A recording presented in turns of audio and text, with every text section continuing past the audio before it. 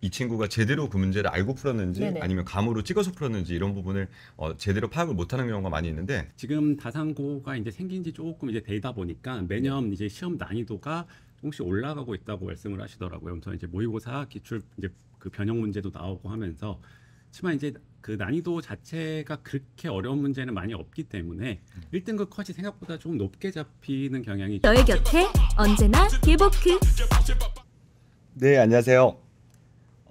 4월 9일자 오늘 효자들 20회차 방송 시작하도록 하겠습니다. 자, 오늘 방송에는 다산 QM 효자학원의 수학과의 절대 강자라고 표현을 해야 될까요? 예, 수학과에서 가장 메인으로 지금 다산고 그리고 동아고를 중점으로 수업해주고 계신 김성진 선생님 모셨습니다. 인사 부탁드리겠습니다. 네, 안녕하세요. 수학강사 김성진입니다. 지금 다산 QM 효자학원에서 강의하고 있습니다. 네, 그리고 다산 QM 효자학원의 종합 이제 전체적인 관리를 맡아주고 계시고 아이들 컨설팅을 지금 수시로 지금 진행해주고 계신 김신영 원장님 인사드리겠습니다. 안녕하세요. 다산 QM 효자학원 원장 김신영입니다. 네, 이제 다산고 지금 중간고사가 25일부터잖아요. 예. 그래서 25일부터 시작되는 그 다산고에서 지금 이제 수학과에서는 지금 어떤 준비를 하고 계시는지 그런 거 오늘 좀 들어보도록 하겠습니다. 네. 예. 자, 일단 제 소개 먼저 하겠습니다. 네. 예, 저는 일단 보시는 대로 연세대학교 졸업했고요. 현재 그 다른 지역에서 이제 그 수학 학원을 하나 운영을 하고 있습니다. 그다음에 그 전에는 이제 강남 서초에서 이제 의대반 아이들 팀과외를 주로 했고요. 지금 이제 이제 다음 페이지 한번 보실까요? 지금 올해부터 남양주 다산에서 이제 강의를 시작하게 되었습니다. 제가 서울 쪽 실적은 너무 많아서 좀 쓰기가 그렇고요. 제가 이제 그 학원이 이제 경기도에 있다 보니까 그 경기도 관내 지도학교 및 실적을 한번 보려고 이제 여기다 쭉 이제 나열을 했고요. 주로 의대반이나 아니면 스카이반 아이들 이제 많이 했었기 때문에 그것도 이제 남양주에서도 이제 실적을 내기 위해서 최선을 다해서 강의를 해보겠습니다. 참고로 이제 이력사항 중에서 특이할 만한 부분이 지금 현재도 타학원의 원장님이십니다. 예, 원장님이신데 어떻게 강의를 하고 있냐라고 네. 물어보신 분이 계실 것 같아서 지금 제가 알기로는 주말반으로만 수업을 하고 주말에만 계시고 제가 토요일 일요일만 학원을 운영을 하고 있고요. 네. 주로 기숙사 고등학교 아이들만 상대를 하다 보니까 어차피 토요일 일요일 외에는 애들이 나오질 못해서 네네. 그래서 그만큼 팀 수업으로도 워낙 유명하셨던 분이고 저희 다산 QM 학원에서 수업 만족도 부분이나 아이들 이번 성과를 아마 굉장히 많이 기대를 하고 있는데 특히 다산고 아이들이 실적이 많이 올라갈 것 같습니다. 그래서 1학년, 2학년 반 전체 수학반에 지금 탑반과 중간반을 맡고 계시니까 저희 오늘 선생님께서 발표해 주시는 내용 들어보시고 다산고, 다산중학교 내신 수학 공부법에 대해서 조금 좋은 이런 팁들을 많이 얻어가실 수 있으면 좋을 것 같습니다. 자, 이걸 일단 제가 여기 지역에 온 지가 얼마 안 됐기 때문에 그 지역 그 고등학교 사정을 그렇게 잘 알지는 사실은 못하거든요. 그래서 이제 저랑 같이 다산 QM 효자학원에서 이제 수학 가르치시는 김경태 선생님이라고 계세요. 이분이 여기서 8년 넘게 이제 계셨기 때문에 이 관내 고등학교의 모든 내신 스타일과 이런 것들 전부 잘 알고 계셔서 이제 제가 이제 여쭤보고 이제 나오게 됐습니다. 그래서 지금 보시면 그 다산고등학교 1학년들 2학년들부터 전교 1등도 배출을 하고요. 네. 그다음에 선생님이 제가 사실은 영입 제안도 했었어요. 저희 정말요? 학원으로 오실 수 네. 있겠냐 네네. 했더니 이제 조금 그거는 힘드시다고 하셔서 네. 약간 실망을 하기는 했습니다. 그리고 이제 김경태 선생님 참고로 말씀드리면 저희 QM 학원이 구리 쪽에 새롭게 개원했을 때 그때 개원 멤버로 저하고 스타트를 하셨던 분입니다. 그리고 항상 이제 추강하는 학원마다 전교 1등 포함해서 성적 우수자를 가장 많이 배출해 준 선생님이고 또 양질의 컨텐츠들을 다 유튜브에도 매주 그렇게 올려주고 계시잖아요. 그래서 관리 부분에서 아마 맡겨주신다라고 하면 또 저희가 수준별로 나눠져 있어서 김경태 선생님 역시 고등학교 1학년 2개 반 그리고 2학년 1개 반 수업 2학년도 2개 반 이렇게 수업을 담당하시는 선생님을 소개드릴 수 있으니까 그 김성 선생님께서도 아마 많이 김경태 선생님 자랑도 많이 해주시면 감사하겠습니다. 네, 김경태 선생님 같은 경우에는 또 애들한테 수시로 이제 질문을 받더라고요. 24시간 열려 있다고 아이들한테 이제 홍보를 하면서 아이들이 그래서 정말로 그 야밤에 이렇게 보내도 되냐. 그런데 바로바로 또 새벽에도 또 답장이 온다고 하면서 아이들이 되게 좋아하더라고요. 그래서 맞아요. 그런 식으로 관리를 해주니까 성적이 안 오를 수가 없을 것 같아요. 그 중요한 건 클리닉도 대부분 학원에서 클리닉을 조교 선생님들한테 전담을 시키잖아요. 네네. 그러다 보니까 아무래도 이제 아이의 성향을 정확하게 알고 이 친구가 제대로 그 문제를 알고 풀었는지 네네. 아니면 감으로 찍어서 풀었는지 이런 부분을 제대로 파악을 못하는 경우가 많이 있는데 저희는 아시는 것처럼 클리닉까지도 담당 선생님들께서 직접 지도해 주시는 형태로 다산 QM 학원이 운영이 되고 있으니까 이번 시험에서 아마 한 번 더 놀라운 결과를 만들어 주실 것 같아요. 그래서 많이 기대를 하고 있는 선생님을 소개드리겠습니다. 네. 예, 그럼 이제 뭐 그 다산고 기출 경향을 제가 이제 김경태 선생님한테 이제 받았는데요. 주로 나오는 이제 문제 수는 이제 21문제에서 25문제 정도 나오고 이제 선택형하고 서술형하고 이제 섞여서 나오긴 하는데 지금 다산고가 이제 생긴 지 조금 이제 되다 보니까 매년 이제 시험 난이도가 조금씩 올라가고 있다고 말씀을 하시더라고요. 그래서 이제 모의고사 기출 이제 그 변형 문제도 나오고 하면서 하지만 이제 그 난이도 자체가 그렇게 어려운 문제는 많이 없기 때문에 1등급 컷이 생각보다 조금 높게 잡히는 경향이 좀 있어요. 근데 그러니까 중정도의 난이도네요. 그러니까 지금 상이랑 최상 난이도는 그렇게 많이 있지는 않은 상황이고 그렇죠. 이런 경우에는 그러면 어떤 식으로 준비를 하는 게 제일 좋을까요? 일단 개념은 이제 아이들이 시험 얼마 안 남았기 때문에 개념 수업은 이미 다 끝났을 테고요. 지금은 이제 그 반복해가지고 이제 그 어차피 내신 시험이라는 거는 제한된 시간 안에 그러니까 최대한 다맛적으로 풀어내는 게 이제 중요한 거기 때문에 실수를 하지 않는 그렇죠. 것이 되게 중요하죠. 그러니까 실수 문제만 잡아줘야 되기 때문에 계속적으로 이제 반복을 시켜줘야죠. 근데 뭐 모의고사도 계속 보고 그다음에 문제집도 여러 권을 하는 것보다는 그 한두 권을 오히려 완벽하게 단 하나도 틀리는 거 없이 그냥 빠르고 정확하게 풀 수 있도록 이제 대비를 하는 게 뭐 그 다산고뿐만 아니라 모든 고등학교에 이제 내신을 대비하는 방법이 되지 않을까 싶습니다. 네. 여기서 보니까 1등급 컷이 90대 중반이네요. 그러면은 만약에 아이가 지금 그러니까 수학을 좀 잘하는 친구더라도 만약에 실수를 하나 한다거나 두 개를 하게 되면 2등급으로 미끄러질 수 있는 그렇죠. 그런 상황이네요. 네. 그래서 정말 자기가 아는 것을 잘 풀어내는 그런 능력 그리고 타임 매니지먼트 능력 이런 것들이 되게 중요할 것 같아요. 네, 모의고사 기출 변형 같은 경우는 어떤 식으로 나오는지. 모의고사 기출 변형은 아무래도 이 쉽게 건드리기가 사실 모의고사 문제가 쉽지 않거든요. 학교 선생님들께서. 그러니까 약간의 숫자 변경 정도만 하시는 경향이 있고 이제 요 강남 거라고 비교를 하면 강남 거는 모의고사 문제를 한 두세 문제를 합쳐버려요 하나로. 네. 근데 이제 여기 다산고나 뭐 동아고나 뭐 이런데 남양주 관내 학교를 보면 여기는 거의 사실상 그대로 내는 약간 느낌, 이제 약간 숫자만 바꾸는 정도. 그렇기 때문에 이제 풀어본 경험과 이제 빨리 푸는 어떤 그런 실전 스킬만 있으면 실수하지 않고 애들이 이제 잘 좋은 성적을 거둘 수 있을 거라고 생각을 합니다. 네, 대신 말씀해주신 것처럼 모의고사는 이제 100분 동안에 아이들 30문제를 푸는 거다 보니까 사실 킬러 문항에 대한 시간 비중을 어느 정도 두고 풀 수 있는데 학교 내신은 아시는 것처럼 50분 동안에 보통 뭐 20문제에서 25문제 정도의 사이의 문제를 해결해야 되다 보니까 말씀해주신 것처럼 그런 타임 어택에 대한 대비 시간 매니지먼트를 굉장히 잘할 필요가 있다는 생각이 들고 또 1등급의 변별력을 두는 부분이 저는 그 모의고사 말씀해주신 교육시험 모의고사가 되겠죠. 교육시험 모의고사의 변형 문제들은 숫자만 바꾸는 정도로 그렇게 출제가 되고 있는 학교다라고 해석을 해주셔서 정말 N회독 말 그대로 선생님 말씀해주신 동일한 문제집을 여러 번 반복을 해서 본인들이 오답을 정리하고 틀린 문제만 추려서 한 번 더 풀어보고 최소한 3회독, 4회독 정도를 반복해야지만 1등급이 나올 수 있는 학교다. 이렇게 해석해 주시면 좋을 것 같습니다. 네. 그러면은 그 모의고사 기출 문제는 어떤 문제집으로 지금 준비를 하고 모의고사 계시나요? 기출 문제는 이제 저희가 프린트로 해서 이제 나눠주고 있고요. 그 문제집을 지금 자이나 이런 거를 쓰기에는 아직은 그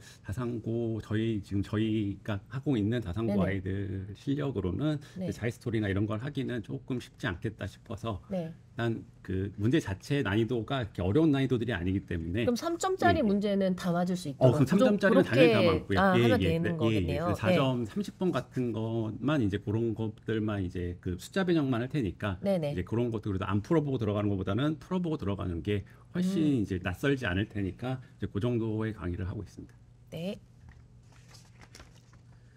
그럼 이제 사실 그 내신이나 수능이나 그 공부하는 방법 자체가 다르진 않거든요.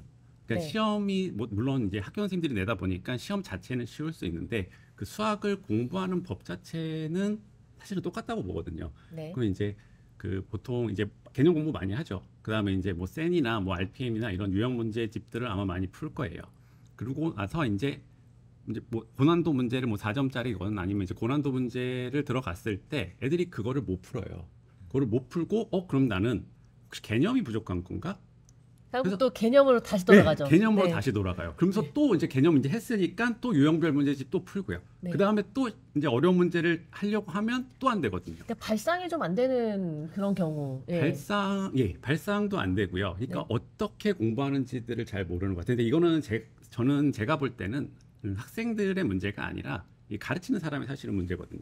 그러니까 가르치는 이제 우리 강사분들이 너무 잘하세요. 수학을 너무 잘하시니까, 그러니까 본인이 잘하니까 야 이거 이런 거 아니야? 약간 이런 식으로 말씀들을 하시거든요. 근데 애들 입장에서 보면 그게 딱 보이질 않아요. 그러니까 단계를 내가 무엇을 생각을 해야 되고 무엇을 해야 될지를 알고 들어갔어야 되는데, 그러니까 보통 문제가 안 풀린다 그러면 대부분의 선생님들 하시는 말씀이 고민 조금 더 해봐, 좀 더 생각해봐 이거거든요. 근데 이제 제가 이제 그 제 밑에 있는 강사애들한테도 강사선생님한테도 그래요. 야 도대체 뭘 고민하라는 거냐고. 도대체 애들한테 뭘 생각하라는 거냐고. 그럼 대답을 못 해요. 그게 그러니까 고민할 것들을 가르쳐주고 생각하는 방법을 가르쳐준 다음에 이제 너 고민해봐라 뭘 해야 되는데, 그런 것들을 지금 하지 않은 상태에서 그냥 고민만 해라, 그냥 문제만 풀어라, 이거는 맞지 않다고 보거든요. 그 다음에 보통은 그 중학교 수학하고 이제 지금 이제 고1 아이들이 이제 아마들 많이들 이제 되게 긴장된 상태에서 시험 준비를 할 거기 때문에, 그 중학교 수학과 고등학교 수학이 뭐가 다르냐 그러면 대부분의 사람들이 얘기하는 게 양이 많다는 거예요. 근데 양이 많은 건 당연하거든요. 이제 학교 급간이 올라가기 때문에 양은 당연히 많아질 수밖에 없어요. 근데 이제 수상에 처음 나오는 단원이 다항식 단원인데 그게 중학교 때 없냐 그러면 중학교 때 있어요. 그죠? 그대로 올라오는 건데, 그럼 그 차이에 대한 얘기를 해야 되는 건데, 그 차이가 뭐냐면 중학교 수학은 변수가 한 개예요. 중학교 수학은 X만 변해요. 그러니까 하나만 변하는 거를 관찰하다 보니까 이거 못하는 아이들 생각보다 잘 없어요. 네. 근데 고등학교 딱 되는 순간 딱 첫 단원에 나오는 다항식이 XY라고 하는 변수가 2개가 나오기 시작해요. 네. 이거를 관찰하려면 이렇게도 보고 이렇게도 봐야 되는데, 이게 어떻게 한 번에 다 관찰을 할 수 있겠어요. 그래서 한 놈은 고정을 시킨 상태에서 나머지만 봐야 되는 거라고. 그러니까 고등 수학의 전체, 이제 이건 뭐 수학 상하, 원투, 뭐 미적분, 기하, 확통까지 다 해서 고등 수학 전체를 관통하는 얘기는 변수가 다변수가 나오기 때문에 한 놈은 고정하고 나머지를 관찰하는 고정 관찰이거든요. 네. 근데 그거에 대한 얘기는 전혀 몰라요. 그러니까 뭐 제가 이제 뭐 여기서도 수업을 하고 제학원에서도 수업을 하고 했을 때 아이들이 항상 하는 말이 다르다예요. 그러니까 저도 궁금하죠. 저는 남들이 어떻게 수업하는지를 잘 모르니까 이제 물어봐요. 뭐가 달라? 그러니까 이제 어머니들이 이제 전화가 오시면 이제 물어보죠. 그러니까 도대체 뭐가 다르대요? 라고 물어봐요. 그러면 전체를 한 번에 관통을 시켜버린대요. 근데 결국 본인들이 조금 공부를 해 나가다 보면 그게 끝이더라고요. 그 한마디가. 그러니까 처음 수업을 들어오면 일단 저는 전체를 보자고 하는 거기 때문에 그게 조금 아마 다르게 느껴질 것 같아요, 아이들한테는. 그다음에 이제 요걸 한번 볼게요. 우리가 이제 수학을 공부할 거냐, 수학 시험을 공부할 거냐는 되게 중요한 문제예요. 그러니까 왜 그러냐면 아이들이 수학자 될 건 아니잖아요. 그렇죠. 예, 그냥 솔직한 입장으로 말씀드리면 대학 가면 사실 수학 볼 아이들이 얼마나 있을까요? 의대 입시에서 성공하려면 수학을 정말 다 맞아야 되잖아요. 그럼요. 정시 같은 경우에는 다 맞아야 그렇죠. 되잖아요. 예, 그건 다 근데 맞아야 되기 때문에, 예. 그러니까 의대에 가고 나면 수학을 한 문제도 안 풀잖아요. 필요가 없죠. 필요가 없죠. 그러니까 지금 저희는 시험을 잘 치기 위한 그런 수학을 하면 되는 거지, 우리가 수학자를 양성하는 것이 아니기 때문에 목적 적합하게 공부를 하고 그다음에 그 선생님도 목적 적합하게 공부를 가르쳐 주시면 되는 건데 지금 그런 말씀 하시려는 거죠? 예, 맞습니다. 네. 그러니까 그 수학을 공부를 할 때 보통 이해에 되게 집착들을 하세요. 뭐 부모님도 그러시고 우리 학생들도 그렇고 심지어는 수학 가르치는 선생님들도 가끔 그러시는 분이 계세요. 근데 수학을 공부하려면, 진짜 수학이라는 학문 자체를 공부하려면 Y가 중요해요. 이게 왜 그렇게 되냐? 네. 이게 왜 그렇게 되냐가 중요한데, 수학 시험을 공부하자는 거는 왜가 중요한 게 아니라 어떻게가 중요하거든요. 예. 그러니까 이제 교과서 같은 것들 보시면 교과서에도 이제 보통 애들이 개념 수업을 하면 저 이해 못하게, 저는 이제 애들한테 수업을 할 때 이거 이해했어라고 안 물어보거든요. 그냥 알겠냐고 물어보거든요. 알겠어? 그냥 이렇게 하고 넘어간단 말이에요. 그러니까 얘가 이 개념이라는 걸 보고 알겠으면 되는 거지, 이게 왜 이렇게 되는지는 사실은 필요가 없어요. 왜? 그 수학 시험에서 원하는 거, 이게 내신이든 수능이든 고등수학은 전체 마찬가지예요. 그 수학 시험에서 원하는 건 내가 익히 개념은 알려줄 테니 이걸 어떻게 쓰는지는 네가 공부해 오라는 거거든요. 그러니까 그거의 사용법을 요구하는 거지. 그 수학 자체가 어떻게 이렇게 되고 그런 어떤 증명 과정이나 그런 것들을 사실 원하지는 않거든요. 그러니까 그거를 아이들이 잘 알고 공부를 하면 좋은데 보통 그게 잘 안 돼요. 그러니까 뭐 부모님들도 이제 뭐 학원을 갔다 왔든가 그러면 오늘 뭐 배웠어? 오늘 한 거 다 이해됐어? 이렇게들 질문을 하시거든요. 그래서 저 민성훈 소장님 같은 경우는 수학은 암기다 이렇게 예, 말씀하세요. 맞아요. 예, 그래서 예. 개념을 알겠고 그랬으면은 암기를 하고 그 다음에 그것을 응용해서 풀면 된다 이렇게 얘기를 하세요. 맞습니다. 네. 예. 그리고 어쩔 때는 아이들이 이제 이거는 모르겠다, 이해가 안 된다 이러면은 뭐라고 말씀하시면 답을 보고 외워. 맞아요. 라고 말씀을 예, 예. 하세요. 그래서 기출문제에서 킬러 같은 경우도 답을 외워서 하다 보면은 그때 알게 되는 경우가 있다. 예, 그 맞습니다. 경지에 오를 때까지 계속 반복을 하는 거다 이렇게 말씀하시거든요. 예, 예. 그거랑 지금 일맥상통을 하고 있는 것 같아요. 예. 그러니까 이거를 한 번에 애들이 보고 이해를 할 거였으면 네. 그거는 이제 고등학생이 아닌 거죠. 그거는 이제 수학과 교수님이 되셔야 되죠. 그러니까 한 번 이해된 게 아니라 그냥 그런가 보다 하고 일단은 넘어가야 돼요. 그다음에 전체를 한 번 돌다 보면 어느 순간 이해되는 게 있고요. 뭐 끝까지 이해 안 되는 것도 사실은 있습니다. 뭐 제가 미적분을 이해하겠습니까? 제가 뉴턴이 아닌데 그거 이해 못 하거든요. 근데 우리가 잘 생각을 해보면 우리가 구구단 외울 때 이해하면서 안 외웠거든요. 근데 왜 지금 고등학교 수학에 와서는 이해에 매몰돼서 자꾸 그것만 하라고 하느냐, 이해가 됐냐 안 되냐만 물어보느냐. 그러니까 그게 지금 잘못됐다고 생각을 해요. 그러니까 이해에 집착을 하다 보면 이해가 안 됐으니까 그 다음 단계로 계속 못 맞아요. 넘어가는. 예, 예. 그래서 그 이해 단계에서만 쳇바퀴를 돌고 그래서 개념 원리에서 그냥 머무르고 있는 친구들. 예, 맞습니다. 좀 답답해요. 그런 거 예, 보면. 많이 예. 답답해요. 예. 그러니까 외우고 넘어가라고 하거든요. 그러니까 어느 네. 정도로 외우라고 그러냐면 툭 치면 툭 나올 정도로 외우라고 해요. 그렇죠. 예. 그 상태가 돼야 뭔가 알고 있는 게 있어야 추론을 하든 사고력을 쓰든 하지 아는 게 없는 상태에서 우리가 뭐 할 수 있는 게 사실은 없거든요. 네. 예. 그러니까 여기서 말씀드리고 싶으면 알 수 없는 것들도 있고요. 그러니까 알 필요가 사실 없는 것들도 있어요. 네. 그런 건 그냥 받아들이면 돼요. 아, 그런가 보다 하고 받아들이면 되고, 그다음에 개념 자체가 중요한 게 아니라 물론 개념을 알고 있다는 전제 하에서 이거를 어떻게 활용할 건지에 대한 공부를 해야면 아이들이 수학 성적을 나오는 건데 있어서는 전혀 모자름이 없거든요. 그러니까 이거는 이제 그렇게 받아들여 주시면 감사하겠다고 생각을 하면 될 것 같고요. 지금 그 질문 주신 분이 계세요. 엔젤라님께서 예. 수준이라면 진도 차이를 말씀하시는 걸까요? 이렇게 말씀하셨는데 아까 전에 그 수준별로 수업을 하고 계신다 이렇게 말씀하셨던 거. 이제 김경태 선생님이랑 그리고 김성진 선생님 이렇게 반해서 그 수준 그 별로 좀 수업을 어떻게 하고 계시는지. 예. 수준별은 이제 진도 부분이 아니라요. 수준은 이제 진짜 아이들의 성적대, 그러니까 아이들이 얼만큼을 받아들여 갈 수 있느냐. 그러니까 어쨌든 힘들게 학원까지 와서 뭐 부모님들이 비싼 돈 내면서 그러니까 뭔가 얻어가는 게 있어야 되는데 이 딴 과목하고 다르게 특히 수학은 이 레벨별로 묶이는 게 사실 되게 중요해요. 그러니까 요 정도의 레벨 애들한테는 요 정도만큼의 투입이 들어와야 되는 거고, 그거보다 더 높은 애들한테는 이미 알고 있는 걸 또 얘기해봐야 의미가 없거든요. 그러니까 그 위에 단계의 레벨이 그 정도 수준의 수업이 들어가야 되기 때문에 그거는 지금 따로 하고요. 저희가 지금 아마 승반이 아직 개설은 안 된 걸로 제가 알고 있거든요. 네. 그리고 이제 보통 고 1학년 때는 고등학교 1학년 과정에서는 대부분의 학원이 마찬가지일 텐데 선행을 거의 방학 기간을 제외하고는 하지 않습니다. 전체적으로 이제 내신 대비에 포커스를 맞춰서 이제 1학기 때는 수학 상에 해당하는 부분을 집중적으로 다루게 되고 2학기 때는 이제 수학 하 부분. 근데 이제 가끔 겨울 방학 때 저희가 윈터스쿨이라는 프로그램에서 10to10으로 이제 미리 선행을 다 뽑잖아요. 대부분 아이들이 네. 뭐 수학 상하 한 바퀴 이상은 다 돌리고 수 1, 2까지 하는데 저는 가끔 이제 접하게 되는 경우가 아이들의 기초 개념이 탄탄하지 않고 뭐라 그럴까 실력의 완성도가 아직 다져지지 않은 상태에서 무리하게 선행을 요구하는 그런 학부모님들을 만나다 보면 제가 드리는 말씀은 1년 농사를 확실하게 좀 지어놓고 어차피 수2 같은 경우는 1년 반 뒤에 경험하게 될 시험 범위잖아요. 그래서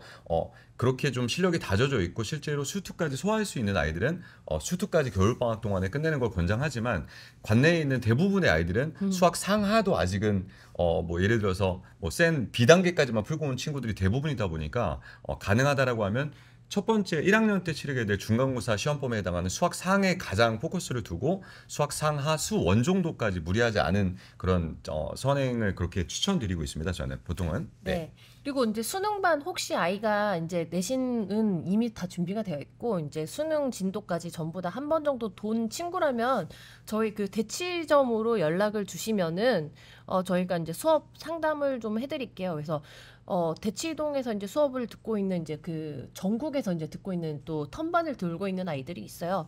예를 들어서 이제 중3인데 미적까지 한 2번 정도 돈 아이들이 있거든요. 그런 아이들 같은 경우는 내신 준비를 하면서 수능 준비를 계속 턴을 돌면서 그 돌리고 있어요. 예를 들어서 지금 이제 민석원 연구소에서 이제 대치동에서 턴 수업 그 특공대 관리를 받고 있는 아이들 같은 경우는 중3 때 러셀에서 이제 모의 수능을 쳤을 때 이제 2등급 혹은 1등급을 받는 아이들이에요. 그런 아이들은 지금 수상 문제도 계속 풀고 있으면서 지금 4번째 수원을 들어갔어요. 그러니까 3번 다 돌리고 그다음에 수원을 또 돌리고 있거든요. 그런 수업은 이제 대치동에 저희 효자학원에 준비가 되어 있으니까 연락 주시면은 제가 또 안내해 드리도록 하겠습니다. 내신 준비는 저희 다산 QEM 효자학원에서 이제 탄탄하게 해드리고 있으니까 그거 관련해서는 또 이제 QEM 효자학원 이쪽으로 연락 주시면 되겠습니다.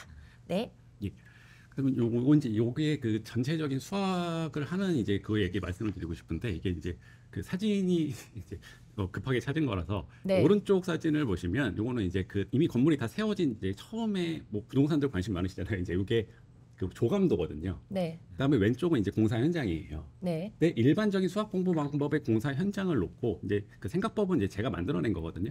이제 그거를 통한 수학 공부법이라고 해서 조감도를 세운 이유는 일단 우리가 공사를 들어가기 전에 조감도로 해서 사람들한테 보여주잖아요. 이런 모양이 나올 거다. 근데 애들은 보통은 그래서 전체적으로 얘가 어떻게 갈지를 알고선 들어가야 되는데 그렇죠. 보통의 아이들은 그냥 벽돌 한 장 한 장 쌓고 있어요. 그러니까 지금 예를 들어서 지금 고등학생의 경우 이제 고등 상위권 아이들은 다 이제 미적을 선택을 많이들 하잖아요. 이제 전략적으로. 예. 그러면은 내가 가야 할 끝단은 미적분이다라는 생각의 방향성을 갖고 수학을 접근을 하는 거랑 지금 그냥 다항식의 계산을 하는 거랑은 천지 차이인 거죠. 예, 네. 그게 이제 이게 되게 지금 말씀드리기가 되게 어려운 게 뭐냐면 네. 그 말씀이 사실은 아니라, 네. 그러니까 그 끝 부분을 보라는 게 그 이제 어차피 고등학교 수학에서 어렵게 나오는 문제는 딱 3가지거든요. 네. 그러니까 자연수 정수 조건이 들어갔느냐, 아니면 항등식 해석을 해야 되는 거냐, 아니면은 그래프 추론을 해야 되는 거냐. 네. 요 3가지 문제가 들어가 있는 상태인 거고, 그 전체적으로 이것 그림 그 문제의 풀이 방향이 어떻게 갈지가 이미 서 있는 거예요. 네. 그 상태에서 하나는 세부적인 건 이제 나중에 채워가는 거죠. 그러니까 정말 예. 수학 잘하는 애들 보면은 그러니까 수능 30번 문제 보면은 되게 그래프 몇 개 딱딱딱딱 그려져 있고 깔끔하게 끝나요. 예, 맞아요. 근데 이제 보통의 아이들을 보면은 정말 수학자의 칠판을 보는 것 같은 5만 가지 계산 예. 수식이 다 들어가 예, 있는데 맞아요. 결국에는 답으로 가지 못하고 예, 그냥 예. 그렇게 그러니까 끝나버리잖아요. 뭘 하는지를 네. 모르는 거예요. 그러니까 건물을 저렇게 하나씩 벽돌을 싸서 짓다 보면 네. 그냥 어떻게 나올지를 최종적인 모습 자체가 사실은 예상이 안 돼요. 그러니까 어느 정도 이렇게 틀을 잡아 놓은 상태에서 그 범위 안에서 왔다 갔다 하는 거는 뭐 그럴 수 있어요. 근데 이제 그게 아니라 처음부터 그냥 바닥부터 쌓아가면 안 되고, 그러니까 그러니까 저 수업을 할 때 항상 첫 시간에 애들이 못 알아들어도 오버뷰를 해버리거든요. 그러니까 전체 이 단원 전체 지금 앞으로 니네가 나아가야 할 요 뭐 수든 미적이든 그 전체 과목에 대한 모습을 일단 보여줘요. 그 다음에 이제 우리가 이런 단원별로 이제 세워갈 거다.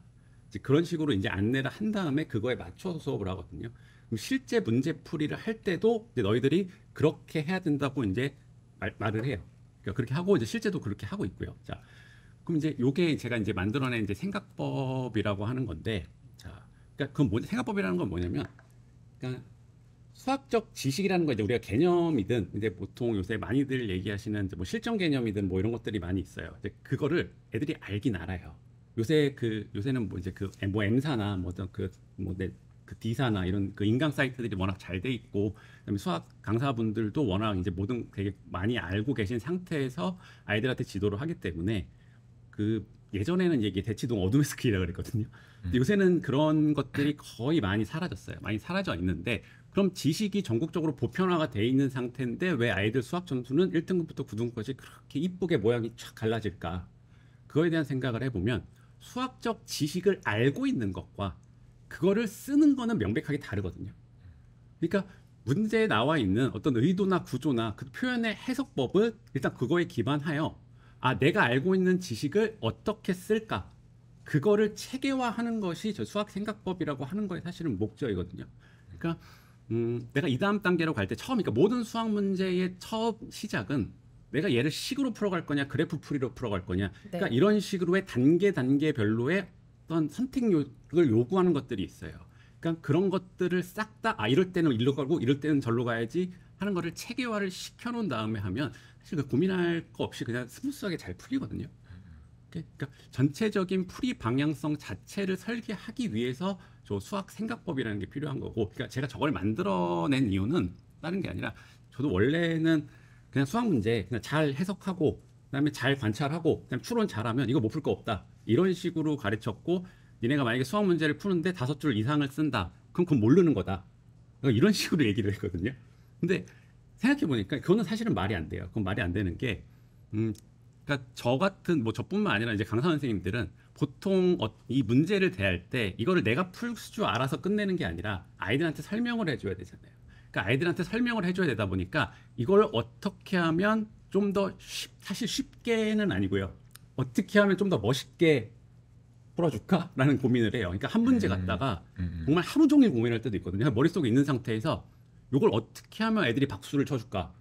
그렇게 고민을 한 적이 있는데 그거는 실제 시험 현장에서는 사실은 아무 도움이 안 돼요. 맞아요. 예. 제가 작년 수능도 지금 시험장 가서 실제로 현장 응시를 하고요. 그 전에도 이제 계속 했었는데 현장 가서 응시를 하시나요? 그러니까 현장 응시를 하는 이유가 네. 처음에 했던 이유가 딴 게 아니라 그 가르치는 학생이 선생님 그 현장 가면 달라요. 그래? 그럼 나도 느껴보겠다 이러시면서. 그래, 그럼 오늘 한번 보자. 그럼 내가 다 맞으면 어떡할래? 이렇게 해서 처음 시작이 된 거거든요. 저희 최병철 선생님도 매년 응시 중이십니다. 예, 들었습니다. 네, 네, 네. 들었습니다. 그러니까 가서 보면 네. 실제 그 현장감이라고 하는 게 네. 되게 저는 사실 아무 상관이 없잖아요. 이걸 잘 봐도 그만, 못 봐도 그만인데도 압박감이 생각보다 있어요. 그래서 내가 이렇게 좀 멋있는 수업을 하면 안 되겠구나. 그러니까 애들이 실제 시험장 가서 쓸 수 있는, 그래서 100점을 맞아갖고 나올 수 있는 방법을 만들어야겠구나 한 게 딱 저거거든요. 그러니까 보면 이제 우리 극상위권 애들이 있어요. 그냥 뭐 고정 거의 100점이에요. 그러니까 1년에 푸는 이제 제가 수학을 잘한다 하면 1년에 푸는 모든 문제에서 5개 이내로 틀리는 아이들. 그런 아이들이 정말 가끔 있어요. 네. 네, 그런 애들한테 너 이거 어떻게 풀었어라고 하면 그냥요, 이게 다예요. 뭐 이렇게 저렇게 해서 풀었어요가 아니라 그냥 이런 거 아니에요? 근데 수학 선생님들도 이제 말씀을 하실 때 보면 이거 어떻게 해서 이거 이렇게 하면 되니까 이렇게 되는 거야. 이렇게 얘기를 해버리거든요. 그러니까 이분들은, 그러니까 원래 수학을 잘하는 사람은 자기 머릿속에 있는 사고 과정이 있어요. 근데 그게 왜 그런지에 대한 얘기를 못 하는 거예요. 그러니까 이게 암묵지가 있는데 그거를 딱 명시적으로 다 사고 과정을 써봐라 그러면 그걸 쓰긴 되게 쉽지 않거든요.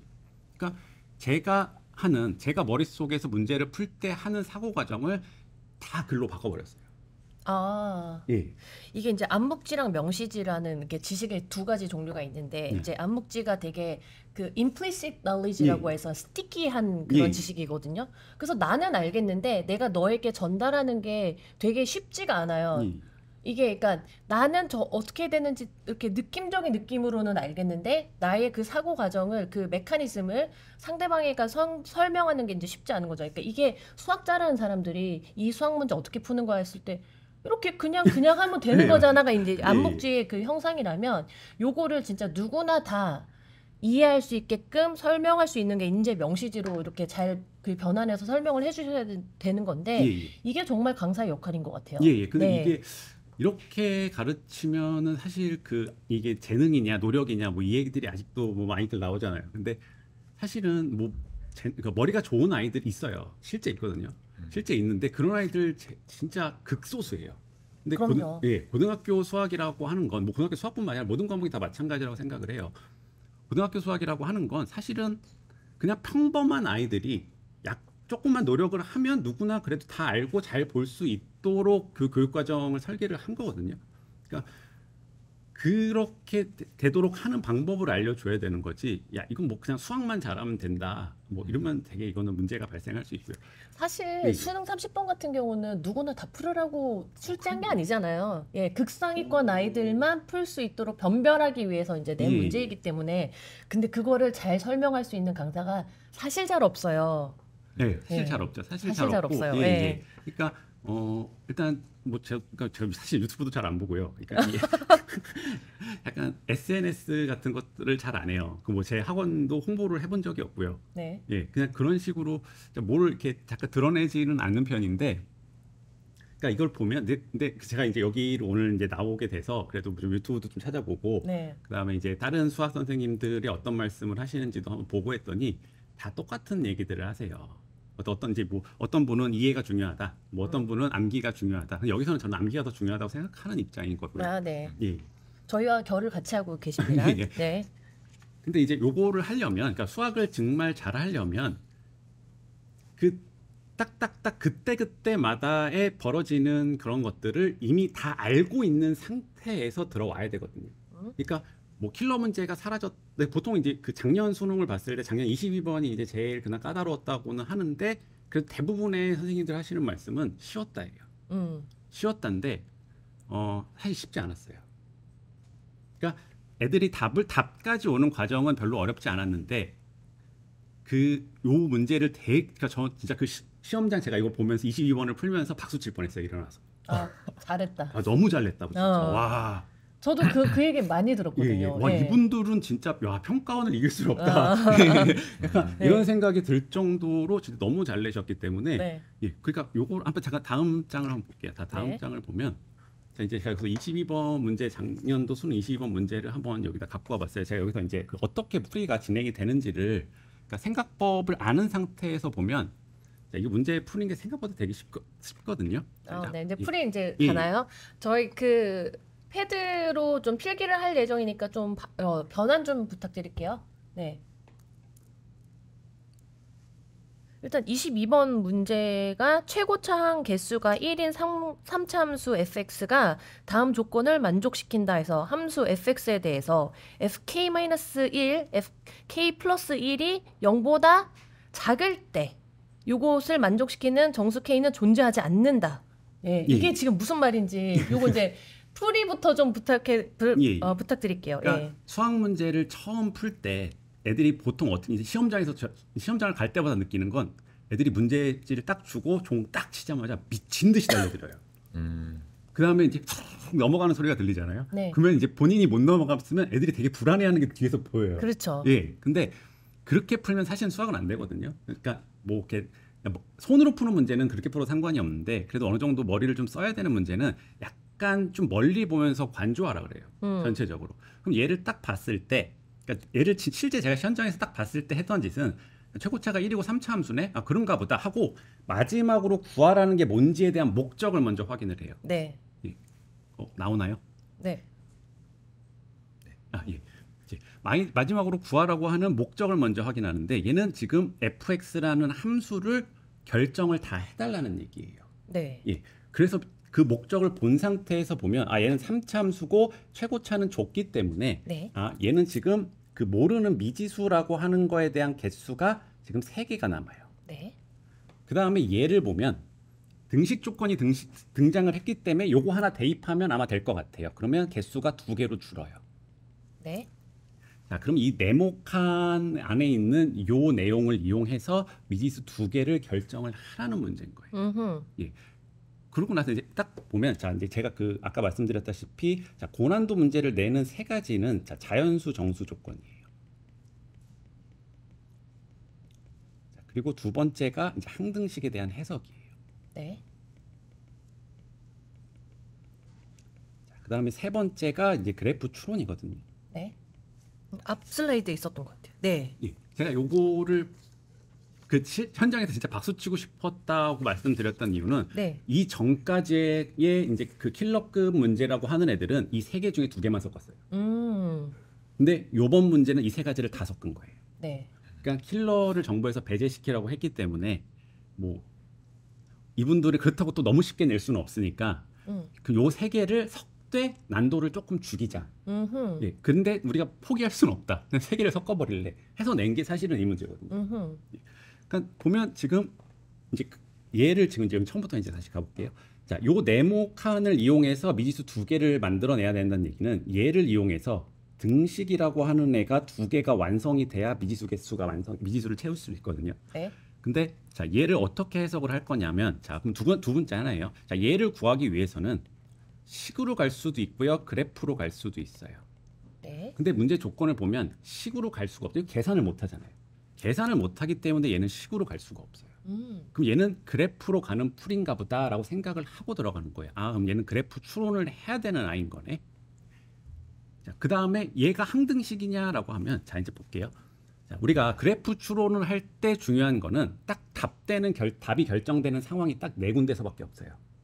그러니까 답이 딱 결정되는 상황이라고 하는 건 이제 그 근이라고 하는 이제 교점 관련된 데가 됐고요. 그 다음에 자, 우리가 극점이라고 하는 데가 있어요. 그리고 변곡점이라고 하는 데가 있고, 그 다음에 접점이라고 하는 데가 있어요. 이 네 가지 점 외에서는 답 결정을 못 해요. 네. 예, 무조건. 그러니까 보통 선생님들은 이제 많이 수업하시다 이제 아이들도 많이 들었을 거예요. 뭐, 야, 이거 접할 때가 답이잖아라는 말씀을 많이들 하실 텐데, 그게 그런 식으로 하면 애들은 못 알아들어요.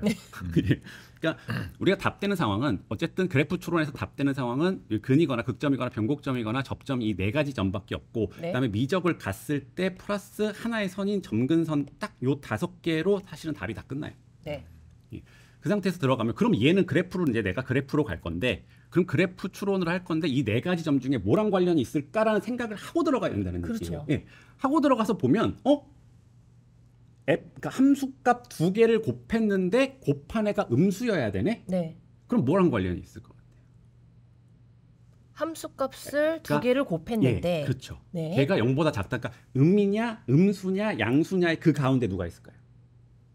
플러스 마이너스를 나누는 가운데는 0이라는 영이죠. 나이가 있어요. 네. 그렇죠. 그러니까 0이라고 하는 x축과 만나는, 즉 근이 중요하게 돼요. 그러니까 난 여기서 뭘 살펴볼 거야? 나는 f가 근대는 이 x의 상황을 살펴볼 거야. 라는 생각으로 들어가면 돼요. 네. 그 다음에 자, 요것도 이제 다시 보면 얘가 지금 이게 항등식이냐라고 느낌이 잘 안 와요. 잘 안 네. 오는데 어쨌든 두 개를 곱했는데 음수대는, 자, 여기 지금 정수도 나왔어요. 자, 네. 정수 k가 없대요. 자, 그럼 이거를 제가 다르게 바꿔볼게요. 그러면 얘는 자, 모든 정수 k에 대하여 자, 두 칸 차이 나는, 자, 이거는 k-1, k 플러스 1이라고 써도 되고요. 네. k에 k 플러스 1이라고 써도 상관없어요. 그러니까 두 칸 차이 나는 함수값의 곱이라는 얘기예요. 그러네요. 예. 예. 그럼 모든 정수 k는 이걸 만족해야 되지 않느냐는 거죠. 예. 이렇게 바꿔놓으면 이건 뭐 고등학교 1학년이든 중학생이든 이게 항등식이라는 건 다 알아요. 네. 예.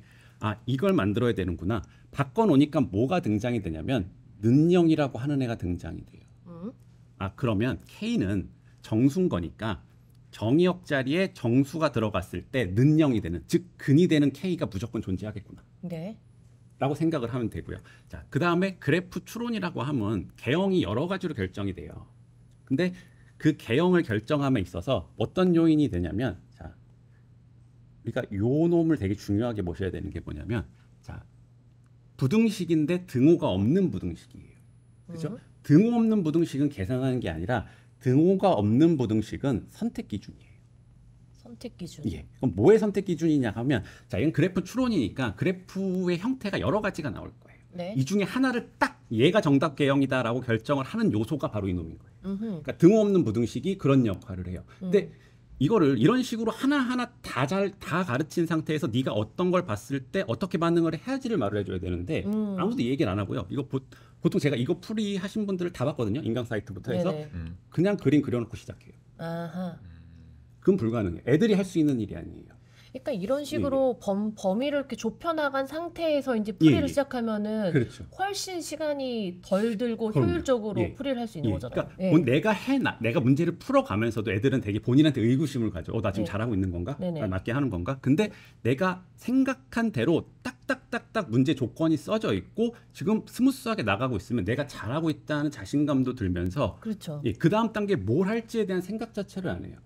그러니까 답 나가는데 지장이 전혀 없는 거예요.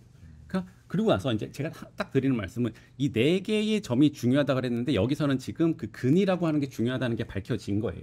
밝혀졌는데 그 근이 뭐가 될 거다? K라고 하는 정수가 될 거다. 그럼 정수근을 갖네? 그러면 그 근의 위치가 어디지? 그 근이 얼마인 거지? 라고 하면 그건 무조건 문제에서 줘요. 제가 30년치의 평가원 문제를 다 봤을 때 단 한 문제도 거기서 벗어나는 게 없었어요.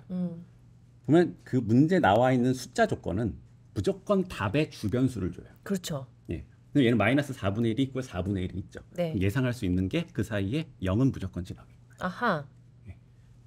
그 상태에서 이제 여기서 이제 여러 가지 개형 추론을 해보면 돼요. 그러면 이게 답 나오는데 전혀 지장이 없거든요. 네. 그러니까 요게 지금 이게 실제 수학을 잘하는 사람들이 머릿속에서 하는 생각들이에요. 근데 이렇게 굳이 구분을 하지 않죠. 이분들은 그냥 이거 이런 거 아니야? 그냥 이렇게 가버릴 수 있는 거예요. 네. 근데 사실은 애들한테는 이런 것들을 미리 가르쳐 놓은 상태에서 그 다음에 시험장을 들여보내면 이게 어떤 문제가 나와도 교육과정을 벗어나지 않는다면 그건 다 맞을 수 있어요. 그러니까 100점을 목표로 하자는 거지 1등급 정도는 뭐 쉽게 나올 수 있는 거잖아요. 그렇죠. 예, 예. 정말 그 생각을 통한 풀이를 집대성해 주신 것 같아요. 근데 네. 저는 선생님 해주신 말씀 중에서 오늘 가장 공감이 되는 부분이 어떤 부분이냐면 몇몇 강사분들이 이제 특히 강의 경력이 많지 않으신 분들이 어디에 심취해 있냐면 정말 멋을 추구하는 분들이 많으세요. 멋있게 강의하고 아이들이 박수 쳐줄 수 있는 그런 뭐 영상들을 남기고 거기에만 좀 심취해 있다 보니까 정작 아이들의 성적을 끌어올려주고 아이들이 따라올 수 있게끔 이끌어주는 데는 주안점을 안 두고 그런 결과들이 시험에서도 반영이 되더라고요. 그러니까 제가 몇몇 뭐 저희 뭐 좋은 선생님들이 많이 계십니다만 작년 제가 생각을 해보면은 강의는 너무 잘하는 것처럼 보이고 영상으로 봤을 때 판서도 너무 멋지게 하시고 누가 보더라도 이 선생님은 정말 그러니까 정말 흔히 말하는 그러니까 잘 가르치는 선생님이다라고 인식이 됐는데 뭔가 팬시해 보이죠. 맞아요, 네, 맞아요. 쇼가 그러니까 제가 이 강의 영상을 평가를 부탁드렸을 때도 모든 선생님들이 네. 이분 잘하시는 분인데요라고 네네네. 얘기했는데 중요한 건 1등급이 나올 아이들을 많이 배정을 해줬거든요. 저희가. 네네네. 그랬는데 1등급이 전멸했어요 그 반에서. 아하. 그리고 나더니 이제 아이들도 이제 점차적으로 인원수가 줄어들고 뭐 그런 상황을 경험을 해보면서 네. 선생님 해주신 말씀이 제가 공감이 된다고 말씀드린 이유가 그냥 멋을 추구하는 강의가 아니라 아이들이 점수로 결과로 이어질 수 있는 그런 강의를 해줄 수 있는 좋은 선생님을 만나는 것도 저는 중요하다고 생각을 하고 그런 부분에서 저는 김성진 선생님이 매번 수업을 듣고 나서 저도 모니터링을 하고 아이들한테 물어보잖아요. 네, 피드백을 받으면. 네, 피드백을 받아보면 항상 들려오는 얘기가 오늘 들었던 수업이 제가 솔직하게 말씀드리는 겁니다. 제가 아이한테 직접 물어봤거든요. 그래서 선생님 수업 어땠니라고 물어봤을 때 오늘 하루 들었던 수업이 타 학원에서 한 달 들었던 것보다 더 많이 배운 것 같아요. 그럴 수 있어요. 이런 얘기를 하는 이유가 네. 오늘 풀이해 주신 이런 설명 방법처럼 전체를 관통하는 그런 수업으로 이끌어 주시기 때문에 아이들이 그런 얘기를 하지 않는가 싶은 생각이 드는 것 진짜 같습니다. 다산고 어머니들 그 김성진 선생님 수업을 듣다 보면 아이가 내신 반으로 들어갔는데 수능까지 준비되는 그러니까 이렇게 발상을 잘 정리를 해서 캐테고라이즈해서 아이가 이제 그러니까 수학 문제를 풀었을 때 어떤 식으로 접근을 해야 되는지 요 메서덜로지를 정말 정립을 잘 하면은 그게 또 다음 풀이에도 이제 영향을 끼치고 그다음에 수학적인 그 자신감을 키워나갈 수 있는 거잖아요. 그래서 같이 정말 내신 공부를 하다가 수능까지 완성이 되는 그런 경우가 있을 수 거라고 있겠어요. 생각을 네. 잘 안 하거든요. 그러니까 네네. 내신 따로 수능 따로는 다른 보통들은 그렇게 말씀을 하시니까. 학과목은 네. 내신 따로 수능 따로가 맞아요. 네. 네, 근데 이제 수학 같은 경우는 그러니까 제가 이게 우리 그 저한테 오는 저희 학원에 오는 아이들은 대부분이 그 2학년에 많이 와요. 그다음에 지금 있는 아이들은 올해 하는 아이들은 지금 3학년하고 재수생밖에 없어요. 네. 그러니까 여기저기 다 해보다가 네. 안 된 애들이 오는 거거든요. 아하. 예. 그러면 이제 제가 이제 그 아이들한테 이제 가르치는 게 그거예요. 그러니까 우리가 그 이제 정시 파이터라고 하면 내신은 버리거든요. 네. 근데 내신은 다른 건 다 버리되 수학은 네가 열심히 공부해서 다 맞을 다 생각을 맞아와라. 하고 가라고. 그럼요. 예. 그러니까 그 내신하고 수능하고 뭐 다르지 않냐? 물론 다르긴 다르죠. 다르긴 다른데 그렇다고 해서 그러니까 오히려 내신이 더 디테일함을 물어보긴 하거든요. 네. 예. 그러니까 내신 대비를 하다 보면 네가 그냥 이 시간이 걸리는 즉 계산량이 많은 문제들에 대한 어떤 대비가 자연스럽게 되기 때문에 굳이 따로 안 해도 되니까 우리 내신은 어차피 수능을 네가 볼 거라도 내신을 위한 공부를 해도 괜찮다고 얘기를 하거든요. 그러니까 이거는 어차피 내신이든 수능이든 한 번에 사실은 수학은 다 가능하다고 보거든요. 저 요 질문 하나만 더 드릴게요. 어머니들도 이런 거 좋아하시거든요. 가장 좀 드라마틱하게 올려보았던 그런 경험 이런 것 좀 그거 다 알려주세요. 올해도 있어요. 올해 네. 그 동탄 국제고라는 학교를 지금 다니는 아이인데 네네네. 예, 걔가 그 언제 왔냐면 제가 작년에는 그 9월에 연락이 왔었어요. 네네. 그래서 작년에 9월에 이제 애들이 꽉 차 있어가지고 네. 못 받는다 그랬어요 올해. 네네. 그랬더니 수능 끝나고 나서 연락드릴 때 진짜 수능 딱 끝난 날 전화가 오셨더라고요. 네. 내일부터 가도 되냐고. 네. 그래서 그 주 주말부터 와서 그러니까 11월 한 중순 넘어선 거죠. 그때 5등급이었어요. 그때 5등급이었는데 올해 3월 지금 3월 얼마 안 됐죠. 요거 네. 1등급 나왔어요. 모의고사요. 예, 그때는 예, 걔가 지금 2학년, 3학년이요. 예, 3학년. 오. 3학년인데 가이가 원래 확통이었거든요. 네. 근데 미적을 한번 해볼까요? 이런 생각이 드나요? 그래서 지금? 제가 미적을 하라 그랬어요. 확통으로 서울대 가기 힘들다. 이게 지금 네. 사실 고3 아이가 확통을 하겠다고 생각했던 아이가 미적으로 턴하기가 쉽지가 쉽지 않거든요. 않죠. 미적을 이전까지 본 적이 없던 그러니까 수투를 하면서 자신감을 얻었나 봐요. 예, 그러니까 예, 아. 그 수업을 한 3번 정도 들어보더니 해도 되겠다. 예, 해도 되겠대요. 그래서 미적으로 바꾸라 그랬어요. 아니, 다산고 어머니들 빨리 오셔야 되겠어요. 네. 1등급 그러니까 원래 제가 아이들하고 잘 이렇게 뭐 카톡이나 이런 걸 잘 안 하긴 하는데 네. 그 아이가 딱 그 시험 끝난 날 왔더라고요. 본인이 이제 너무 좋으니까. 감사합니다 하면서. 그래서 그 2개 틀렸어요, 2개. 어머, 지금 예. 안젤라 선생님께서 님께서 내신 중3 만점 받아 왔는데 3월 모의고사 좋은 점수 못 받았습니다. 학습법 문제가 있는지 점검 받아야 되겠지요. 자, 일단은 지금 이제 다산고일까요?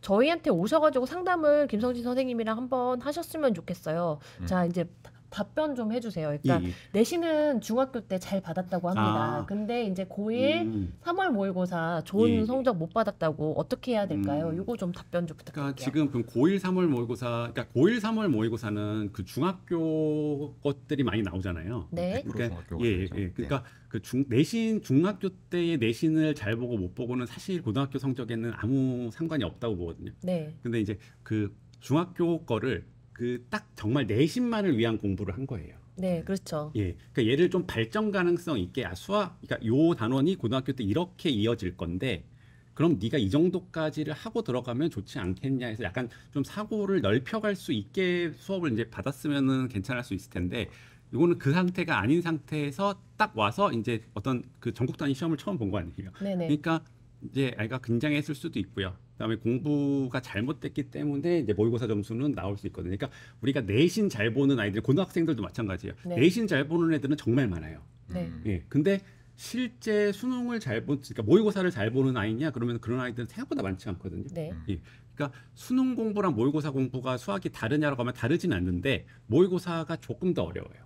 예. 그리고 이제 중간고사, 기말고사 같은 경우는 범위가 이렇게 한정적으로 예, 정해져 있는 거기 때문에 그거를 또 성실함으로 이렇게 풀어내는 애들이 있어요. 그렇죠. 근데 이제 예. 모의고사 같은 경우는 이제 앞전 그 범위가 다 들어가는 것이기 때문에 중등 이제 기하 파트 쪽에 좀 정리가 덜 되어 있을 수도 있고 아이가 좀 까먹었을 수도 있고 그런 상황인데 이런 경우에도 지금 선생님과 그 김성진 선생님과 함께 이제 한다면 뭐 다산고 내신뿐만 아니라 수능까지 지금 다 같이 잡아갈 수 있을 것 같으니까 예, 연락 예. 주시면 좋을 것 같아요. 네. 그러니까 지금 이제 제가 그 남양주 온 지가 얼마 안 됐기 때문에 네. 보면 제가 지금 학원은 동탄에 있거든요.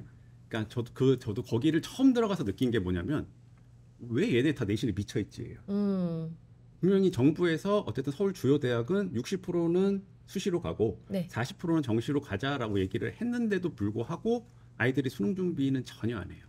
그러고 예. 또 최저까지 맞춰야 되잖아요. 예, 이제 그 최저까지 상위권 맞춰야 대학교가 되는데. 그 생각을 하고 있다면 수능 최저를 맞춰야 되는 건데 수능을 생각을 하지 않고 그 다음에 그 대학에서 좋은 결과가 있기에는 대입에서 좋은 결과가 있기에는 좀 힘들죠. 그렇기 때문에 어머니들 항상 그러니까 수능도 염두를 해두셔야 된다는 거 잊지 않으셨으면 좋겠어요. 네.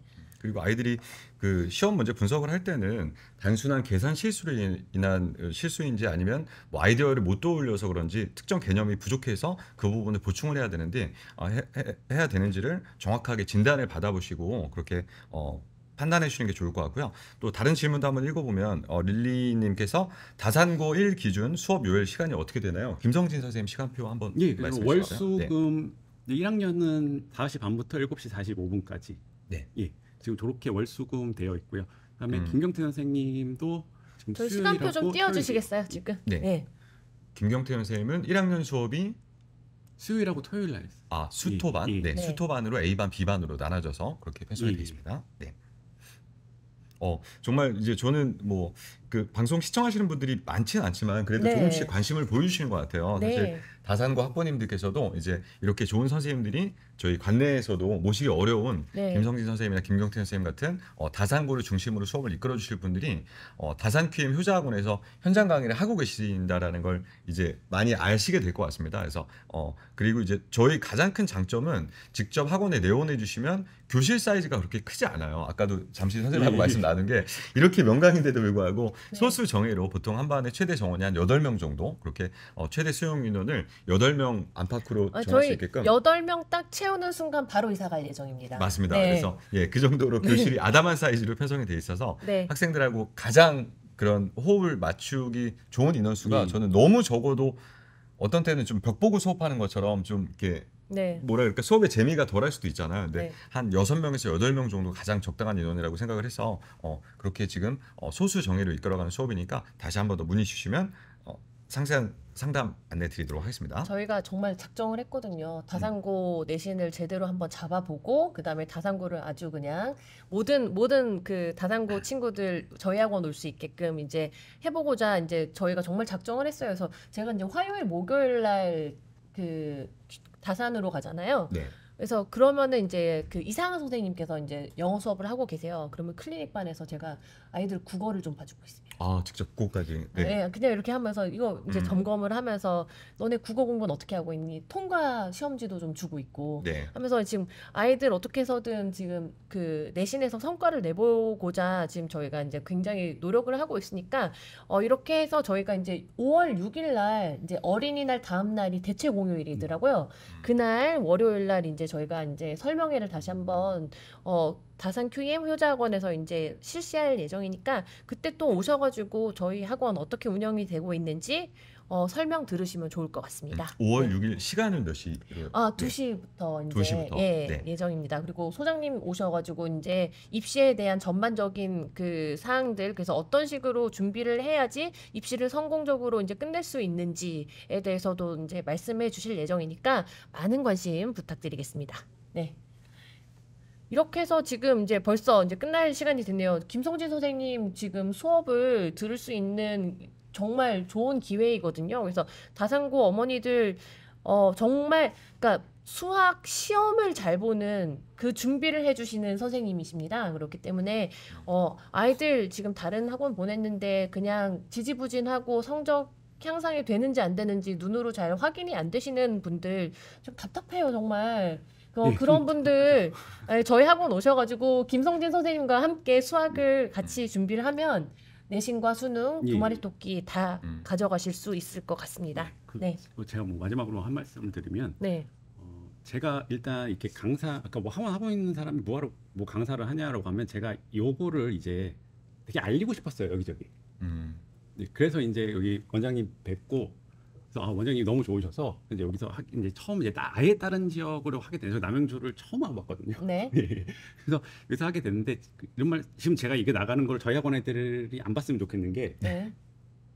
저희 학원비의 5분의 1도 안 돼요. 맞아요. 예. 네. 그러니까 제가 여기 있을 때 네. 아이들 찾아주시면 제가 다산고 내신은 확실히 책임지고 좋은 네. 성과 나올 수 있도록 최선을 다해보겠습니다.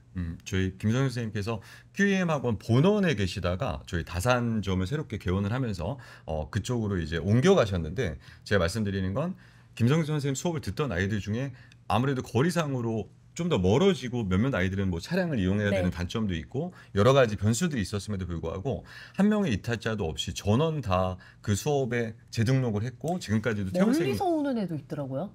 예, 그 제가 예, 숙소가 얼마나 먼지는 모르겠는데. 네. 네네 예, 맞습니다. 예, 그러니까 예. 직접 학부모님들이 픽업 해주시기도 예, 하시고 예. 라이딩 해주시면서까지 단 한 명의 이탈자도 없이 그대로 따라왔다라는 것만으로도 저는 선생님이 얼마만큼 성실성의껏 아이들을 이끌어 주시는지를 느낄 수 있는 지표가 아닌가 하는 생각이 듭니다. 그래서 저희 다산 QM 효자학원에는 저희 김성진 선생님 포함해서 정말 열정적으로 혼신의 힘을 다해서 아이들이 가르치고 있는 국영수 선생님들이 지금 초중고 수업을 맡아서 진행하고 계시니까 이번 5월 6일 이제 오후 2시에 시작되는 설명회에도 많은 관심 주시면 감사할 것 같고요. 이제 앞으로 더욱 발전하는 모습 보여드리면서 오늘 20회차 효자들 방송도 마무리할 수 있도록 하겠습니다. 오늘 시청해 주신 많은 분들께 감사한 말씀 다시 한번 드리겠습니다. 고맙습니다. 감사합니다. 대치동 민서원연구소와 QEM이 만났다. 초중등 2028 수능 개편 완벽 대비. 효자학원의 효과적인 자습 솔루션으로 내신과 수능 준비를 한 곳에서. 초중고 의대 입시 전문 다산 QEM 효자학원.